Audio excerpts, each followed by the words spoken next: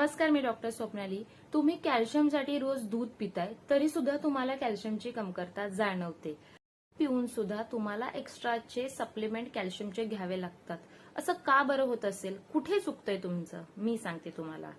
पहिली गोष्ट, तुमची दूध पिण्याची चुकीची पद्धत। जनरली आपल्याकडे सकाळी उठल्याबरोबर एक ग्लास दूध पिण्याची सवय आहे, सगळ्यांनाच, लहानापासून मोठ्यांना सगळ्यांनाच सवय आहे। परंतु दूध पिण्यासाठी खूप उत्तम पचनशक्ती लागते आणि 100 पैकी 60% लोकांची तेवढी स्ट्रॉंग पचनशक्तीच नसते की ते उपाशी पोटी पिलेलं दूध ऍब्झॉर्ब करू शकतील किंवा पचवू शकतील।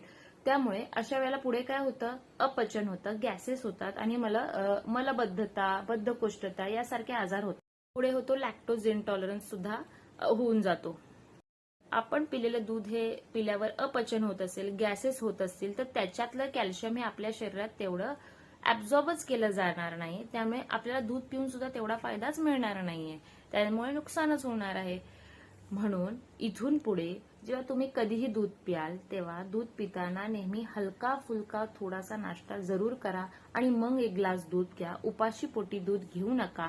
आणि जर तुमच्याकडे वेळ नसेलच नाश्ता करायला तर एक ग्लास किंवा 1 कप दुधामध्ये अर्धा चमचा सुंठ टाकून प्या, ज्यामुळे तुमच्या शरीरात हे दूध पिलेलं पचलं जाईल, त्याचे गॅसेस होणार नाही आणि पचन जर व्यवस्थित झालं तर त्याच्यातनं कॅल्शियम हे चांगल्या प्रकारे ऍब्झॉर्ब केलं जातं आणि मग आपल्याला शरीरात कॅल्शियमची कमतरता जाणवणार नाही। आपल्याला दूध पिल्याचा फायदा होणार आहे, नुकसान नाही। त्यामुळे इथून पुढे हे नक्की करून बघा।